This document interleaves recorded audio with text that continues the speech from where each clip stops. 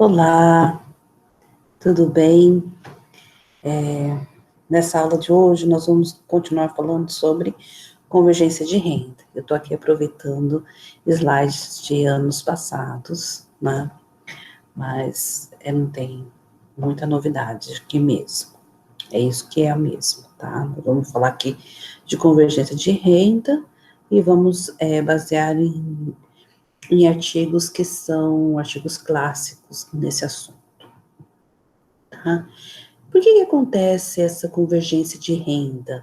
Essa convergência de renda acontece, né, porque quanto mais baixo, né, mais abaixo, né, do seu estado estacionário tiver uma economia, né, mais ela deverá crescer. O que significa estar mais abaixo? Né? Quanto mais longe, né, do capital por trabalhador efetivo de estado estacionário.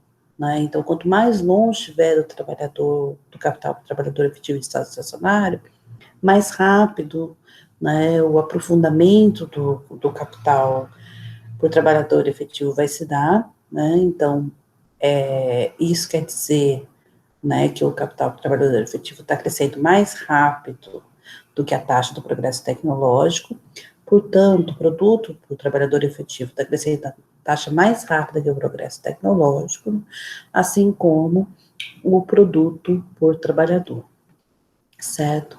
E aí, então, se os países são parecidos, né, em termos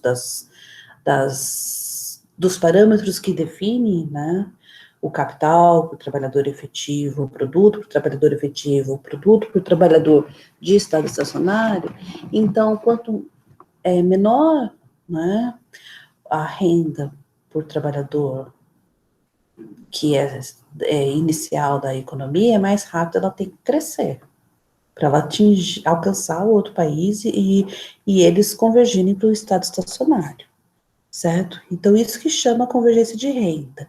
Foi o que eu mostrei no vídeo em que eu desenhei os gráficos, né?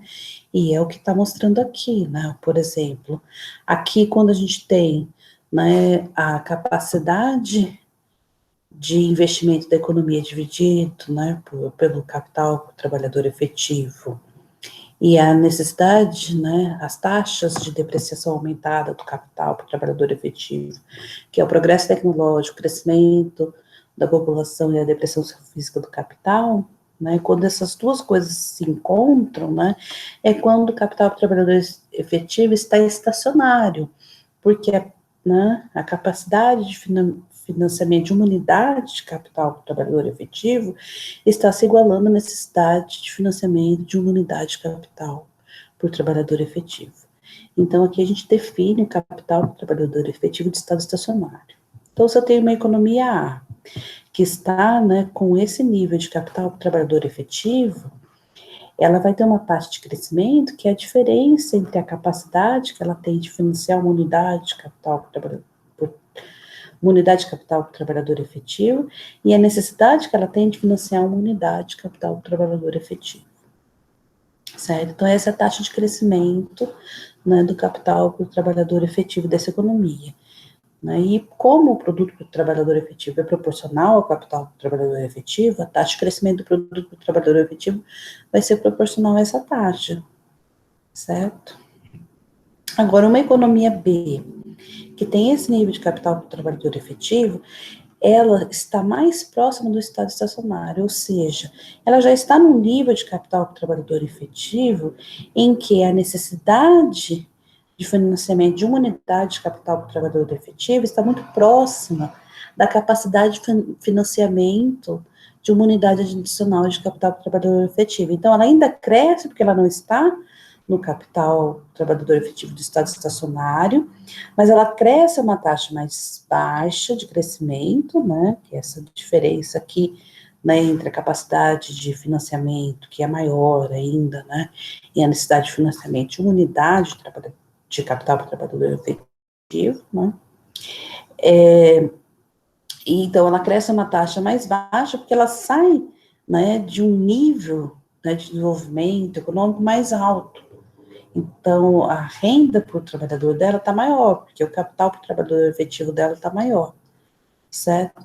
Então, se esses dois países, A e B, supondo que eles têm esse mesmo estado estacionário, ou seja, os parâmetros, né, taxa de poupança, progresso tecnológico, crescimento populacional e depreciação física do capital, que são os parâmetros que definem o estado estacionário, se eles têm os mesmos parâmetros, então o país A vai crescer mais rápido que o país B. Isso vai fazer com que o país A alcance o país B. Então, os dois estão convergindo para o estado estacionário. Só que A está indo mais rápido que o país B. Então, A está tentando alcançar o país B. Isso que a gente chama convergência de renda, tá? E essa convergência de renda aqui é absoluta, porque os países são parecidos em termos dos parâmetros que definem o seu estado estacionário. Poupança, taxa de poupança, progresso tecnológico, crescimento populacional e depreciação física do capital. Certo? Então, bom, aqui uma breve explicação, né, porque a gente usava esse gráfico para falar do mesmo país, mas em pontos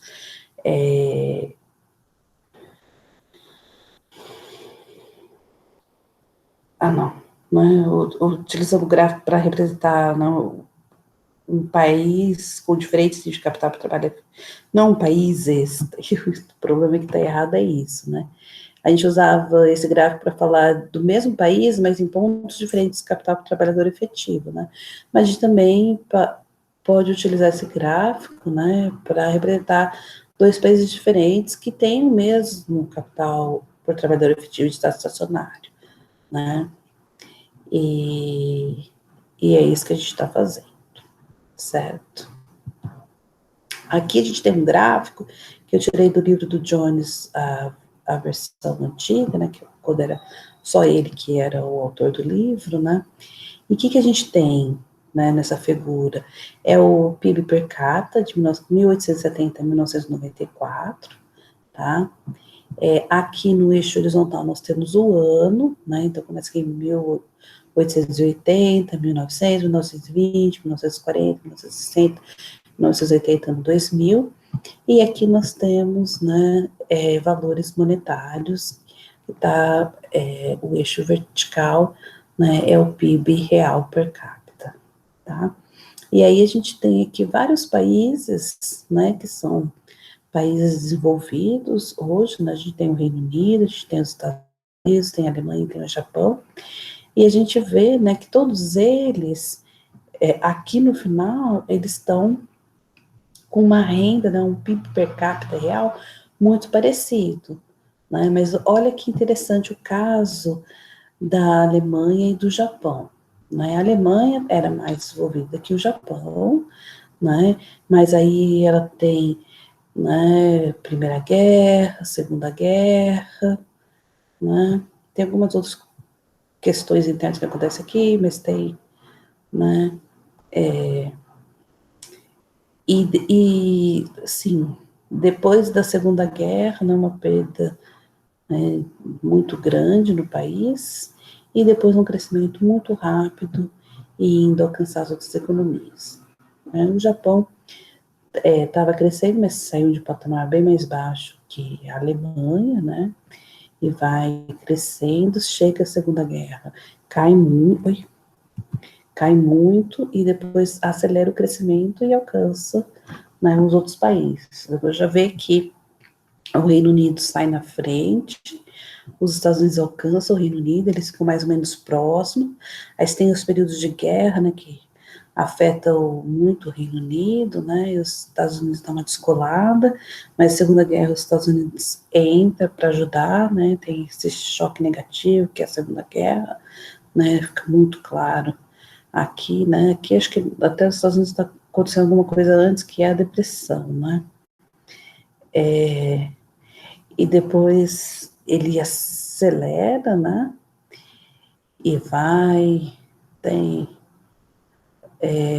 outras coisas acontecendo e vai convergindo mais ou menos, né, e o Reino Unido tem essa queda da Primeira Guerra, sofre aqui, e ele vai um pouquinho, ficando um pouquinho para trás, mas aqui no final eles estão muito próximos, né, então olha, Quem saiu de uma renda mais baixa, pela inclinação, a gente vê que cresceu mais rápido, né? E quem saiu de uma renda mais alta, pela inclinação, a gente vê que não cresceu tão rápido, né? E isso que é a convergência de renda.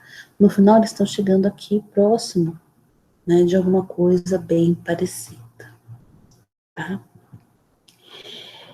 Esse é também do livro do Jones, da segunda edição, né? E aqui a gente tem de 1960 a 1997, né? E a gente tem aqui um pouquinho diferente, porque o que a gente tem aqui no eixo horizontal é o PIB, né, por trabalhador de 1960, que é o PIB inicial, né, o período se inicia em 1960. E o que a gente tem aqui no eixo vertical? A gente tem a taxa de crescimento nesse período de 60 a 97, tá? Então, o que a convergência de renda diria para a gente que a gente tem que esperar? Que países que saíram de rendas mais baixas tendem a crescer mais. E países que saíram de rendas mais altas, em 60, tendem a crescer menos. E é isso que a gente observa. Então, o Japão cresceu bastante, né? Aí você tem e que é Espanha, Portugal. Aqui você tem o pessoal mais ou menos do meio, Itália, Finlândia, Noruega, né, Suécia.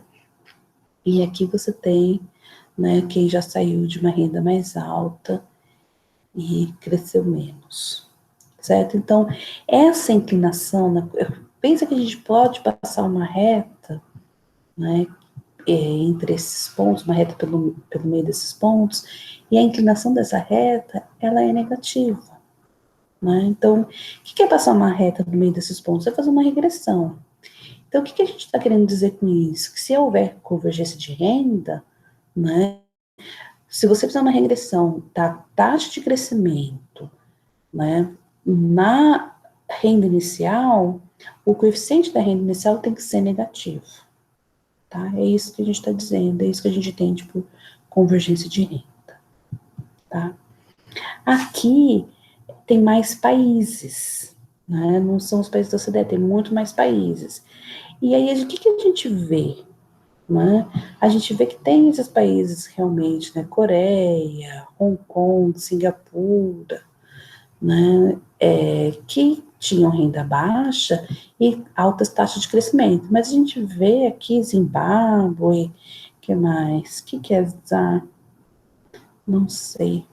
Mas tem o Zimbábue, deve ter outros países também que ainda são pobres, né, que saíram de uma renda inicial baixa e cresceram muito pouco, né? E, e aí você tem os países, né, que já eram ricos, né, e cresceram mais do que esses países ainda que são pobres, né, que ainda são muito pobres. Então, quando a gente olha para países que são muito diferentes, a gente nem sempre observa essa convergência de renda, é mais provável que a gente não observe essa convergência de renda. O que está acontecendo? Por que isso acontece? Né? Então, a gente precisa começar a pensar, será que esses países aqui, eles têm uma taxa de poupança parecida com os países, né, que estão aqui fazendo uma reta, né, negativamente inclinada? Será que eles têm? Será que eles têm progresso tecnológico, uma taxa de progresso tecnológico parecida com os países ricos? Né? Com os países que mais crescem? Será? Né? O que acontece com a população deles? Como é que está a taxa de crescimento da população deles? Então, são essas questões que a gente tem que considerar. Por que a gente tem que considerar essas questões? Porque talvez esses países eles não estejam crescendo muito, mesmo sendo de uma renda inicial baixa, porque eles podem ter um estado estacionário mais baixo, certo? O que acontece? Eles podem estar numa armadilha da pobreza. Eles não podem não ter capacidade de poupar o suficiente para gerar capital, porque esse é um modelo, né, que o crescimento, ele é derivado dos investimentos em capital físico, né, e esse capital físico, ele pode até trazer uma tecnologia que é aumentadora de trabalho, né, mas aqui quem puxa, né, o crescimento é o capital físico, é o progresso tecnológico, né, e esses países, eles podem estar nessa armadilha, onde eles não têm capacidade de financiar mais capital, então eles estão, né, num estado estacionário muito baixo, estão numa armadilha da pobreza. O que fazer com esses países para impulsionar o crescimento, né? Então, para falar de convergência de renda entre países que são diferentes, a gente tem que levar em consideração que esses países podem ter diferentes estados estacionários, podem ter um estado estacionário muito mais baixo, né? Isso é uma das implicações desse modelo, tá? Então, entre países que apresentam o mesmo estado estacionário, a hipótese de convergência de renda, ela é corroborada, mas países pobres crescem mais rapidamente em média que os países mais ricos. Mas isso não é verdade se os países não têm o mesmo estado estacionário, né? Então, por que nós não observamos a convergência de renda quando observamos um grupo maior de países, né? Esses países podem apresentar diferentes estados estacionários. Eles vão crescer de acordo com a proximidade do seu estado estacionário. Aí, se o país for muito pobre e tem um estado estacionário muito pobre, ele está numa situação ruim, né? Porque os países no mundo, né, a gente está observando uma melhora. O que fazer com esses países que são muito pobres, né? Isso é uma questão interessante. Como impulsionar o crescimento desses países? Aqui entre grupos parecidos de países, né? De novo, a gente tem aqui a fonte. Acho que isso aqui deve ser, será que é o paper do Barro e Salamartine? Aqui tem o Bureau of Economic Analysis, né? Esther Lin, que também pesquisou muito sobre crescimento, né?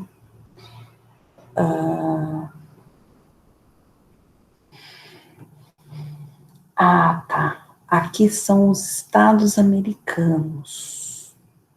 Esses são os estados americanos. Então, taxa de crescimento dos estados americanos está no eixo vertical e o log, né, da renda per capita, né, de 1880 está no eixo horizontal. E aí dá para ver que os países que eram mais pobres, né, foram os que cresceram mais rápido, os países que eram mais ricos foram os que cresceram menos, né? Então, aí observa entre os estados dos Estados Unidos, observa uma convergência de renda, né? São parecidos. O que a gente tem aqui? Regiões da Europa, né? A convergência de renda entre regiões da Europa, de 1950 a 1985. Então, no eixo horizontal, a gente tem o log da renda per capita 1950, né, do PIB per capita 1950, e no eixo vertical a gente tem o crescimento, né, do PIB. E aí a gente tem as várias regiões da Europa, e dá para ver que a gente tem, né, pode conseguir passar uma reta no meio dos polos que é linearmente inclinada, negativamente inclinada, linear e negativamente inclinada. Isso está dizendo também, os mais pobres estavam crescendo mais, os mais ricos estavam crescendo menos, né? Aqui são as prefeituras japonesas também, né, mesma coisa, é o log da renda per capita 1930 e o crescimento, né, que é o crescimento anual de 1930 a 1990, e aí a gente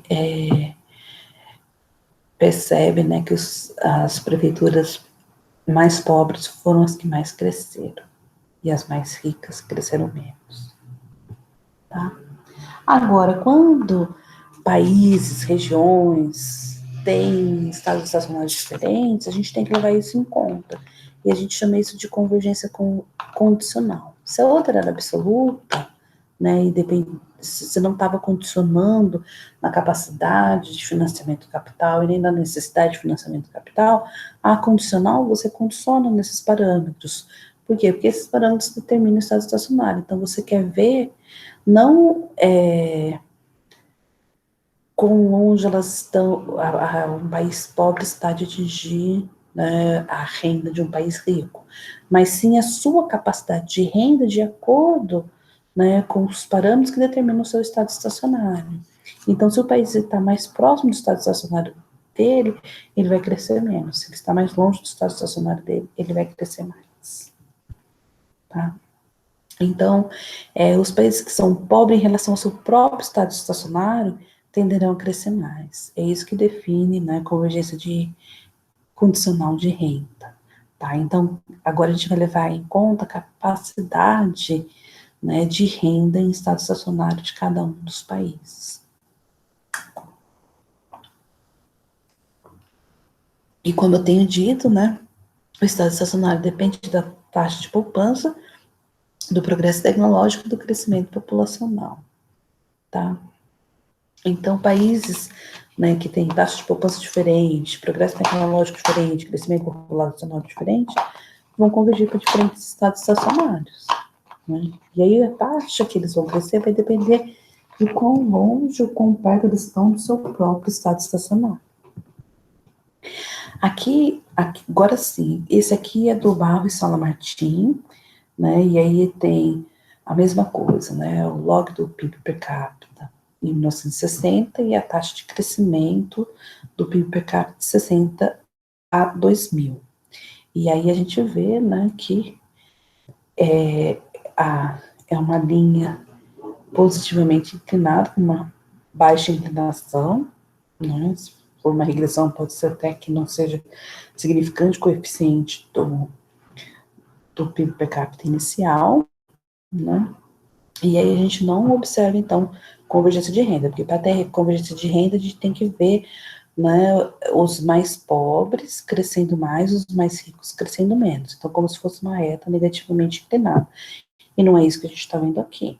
Então, entre esses países a gente não observa convergência de renda. Tá? A gente tem aqui de tudo.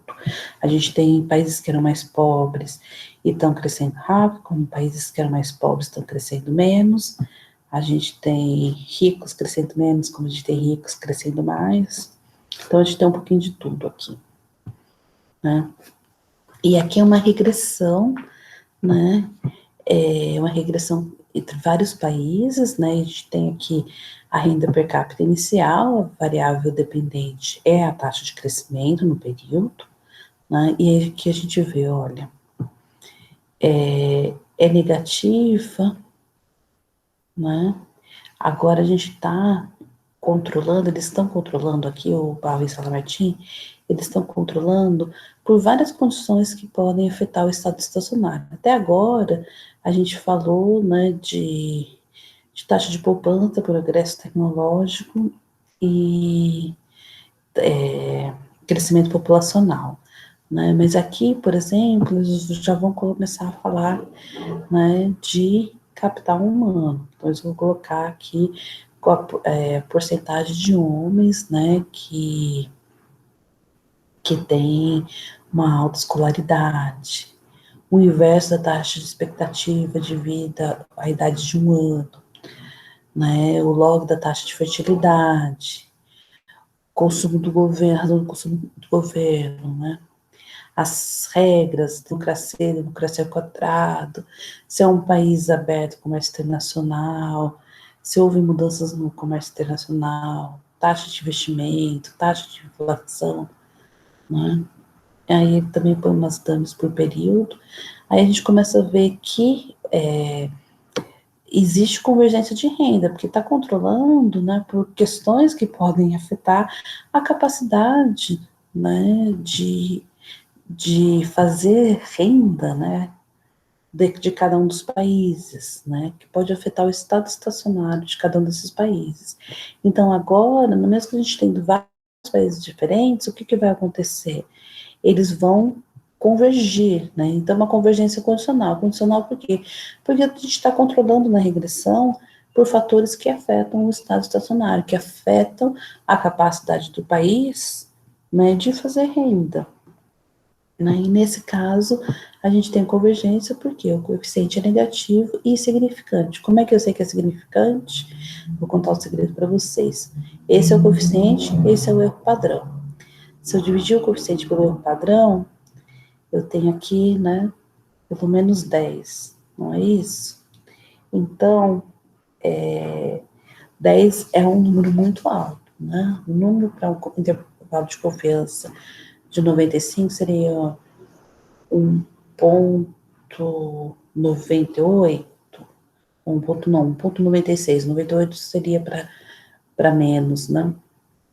Para um intervalo de confiança ainda maior. Então, eu posso ficar tranquila que esse coeficiente é estatisticamente significante, tá? Sendo maior que 2, regra de Bowles, né? Rules of thumb, né?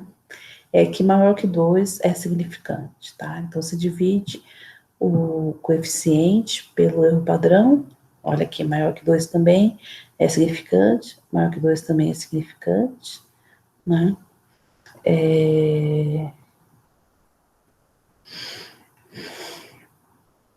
E aqui também, né, é maior que 2, então é significante, tá? Então aqui a gente tem o coeficiente, aqui a gente tem o coeficiente para os países, né?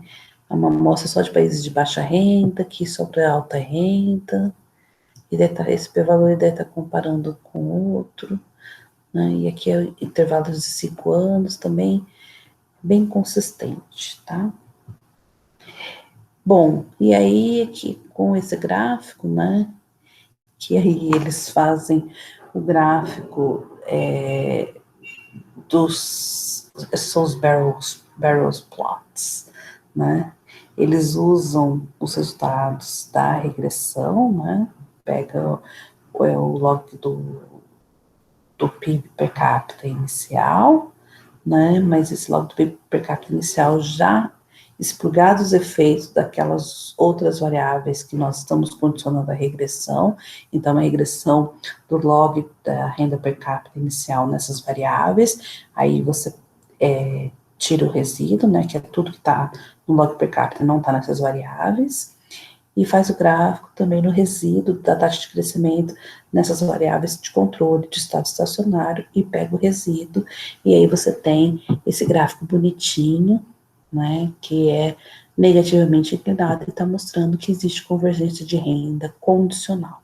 Por que condicional? Porque nós estamos controlando pelos fatores que afetam o nível de estado estacionário que cada país pode atingir. Tá? Aqui a gente tem taxa de crescimento e taxa de investimento, esses barrels plots, assim, a mesma ideia, né? Você pega, faz a taxa de investimento, faz uma regressão da taxa de investimento nas variáveis de controle, né? Então, todas aquelas outras variáveis que estão ali na regressão, pega o resíduo dessa regressão auxiliar, faz a mesma coisa, faz taxa de crescimento, todas as outras variáveis que não, né, que não é, né, aqui a taxa de investimento, que é o que ele quer ver, o gráfico, né, e aí pega o resíduo, e aí o resíduo dá, né, uma linha positivamente inclinada, né, ali na regressão, o que a gente viu, taxa de investimento, né, é positiva. Quanto maior a taxa de investimento, maior a taxa de crescimento do país. É significante? Mas a divisão é maior que 2, é significante. Tá? É estatisticamente significante. Então, países com uma taxa de investimento mais alta são países também que crescem mais.